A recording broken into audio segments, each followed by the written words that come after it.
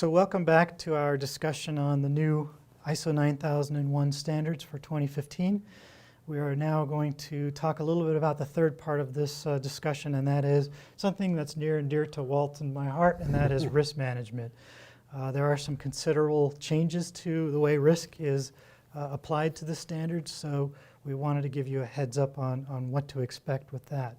So considering risk, one of the things that's important is it doesn't really matter what you're doing in the consideration for risk. And if one of the examples that's always used is, well, if the sink breaks, that's okay. But if I'm in a plane and the plane decides to break, it's a whole different story when we're talking about risk. And as we all know in regulated industries, safety to the patient or safety to the consumer is really paramount to life sciences when we're talking about these things. So we look at very detailed revisions to the standard to reflect how risk now is going to be used and applied in this process model.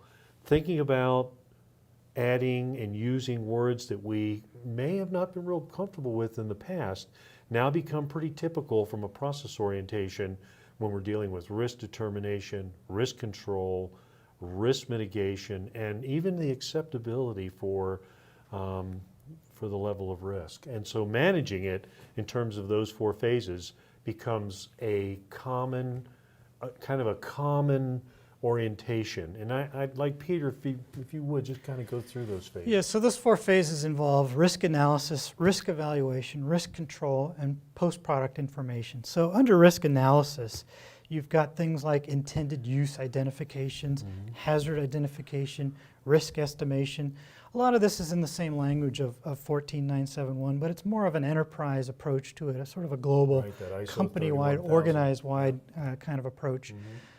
Then you have risk evaluation, so that would be your risk acceptability decisions.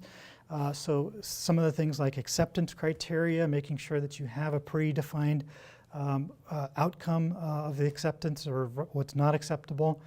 The actual risk assessment, and again, just like previous standards and in the risk standards themselves, there is no mention of the actual risk assessment tool you have to use. So whether it's the matrix, the color matrix, the 3x3 matrix we see, or the DFAMICAs, or some of those other tools that are out there, doesn't describe that you have to use those. That's left to you, the organization, to figure out what's appropriate for you. And where that emphasis is. And it might actually be a different tool for a different situation within your organization. So you have to pick the tool that's appropriate. Risk control is also one of the phases here. So that's where you can do your option analysis, your implementation measures, residual risk evaluation. So it's not only, as we know from 14971, that you do a risk analysis one time over, that you actually have to look at it again and make sure that there aren't any residual risks out there. And then your overall risk acceptance. Then, of course, post-production information, so post-production experiments, review of risk management systems, experiences, things like customer use, and to take appropriate actions. So all of those elements are now in the new standard.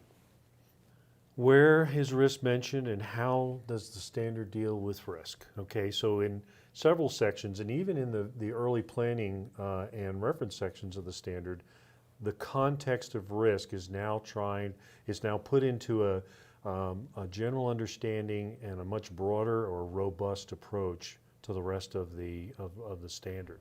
So even in section 3, we have the understanding of, what is the effect of uncertainty? What does that mean as far as a definition of uncertainty? How do we deal with that? In section 4, we look at the organization and how it takes into account acceptability in the determination of risk.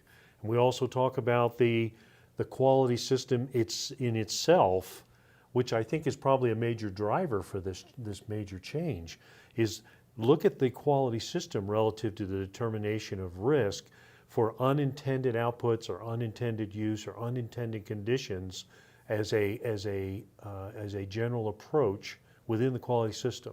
Of course, leadership now is ensuring and should ensure, because they need to understand risks that could affect how you meet product requirements and the customer, and that they are managed appropriately. How do you do that? You relate risk to objectives.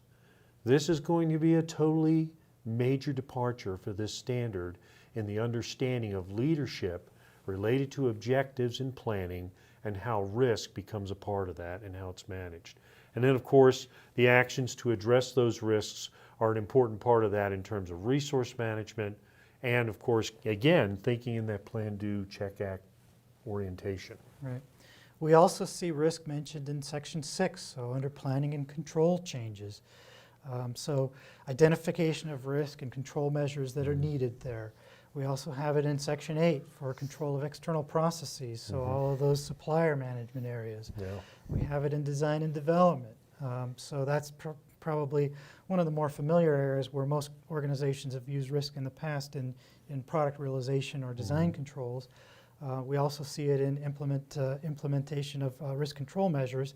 And then still in Section 8, the execution and implementation section, and then the controls.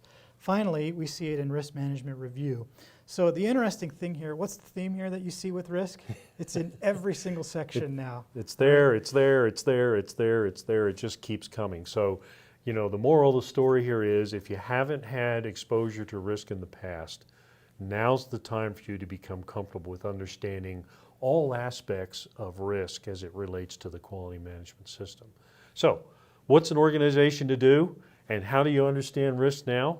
Since risk has been documented, okay, in most of these sections, it's important to consider by starting with a risk management plan, okay, an RMP as we affectionately call it, and to look at that at a leadership level. So now you right off the bat, you're associating objectives of the quality system and associating them with risk, okay? And so the thinking now, the beginning of that thinking is how to address risk as it relates to your business so the quality system becomes a support mechanism to the success of your business. So we've said these before, but the take-home message about all of this, these new implementations of this standard is really to stay calm. But also think about ways that your organization can start moving towards this new standard by incremental improvements now to your system in anticipation of what will be happening in 2015.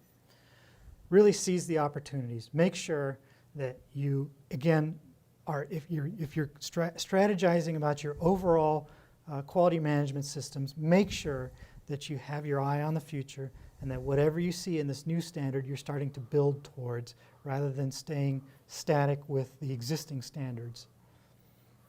Yeah, I think scalability presents its own risks in terms of looking at the organization and how it's structured and understanding, again, relate objectives to risk. So your objectives have to be spelled out. They have to be, in some sense, they have to be codified like a quality manual was previous to that, okay? So it's important for us to be aware that management from a leadership perspective is driving this and that the quality unit or the people responsible for quality have a true understanding of making sure that risk becomes the lead out discussion in every element of this new standard. Good. I agree. Well, you've seen us now talk about ISO 9001, the 215 revisions. If you have any questions about this, please contact Master Control. We can help you wade your way through some of these new and all of these new implementations. Thanks. Thank you, and good luck.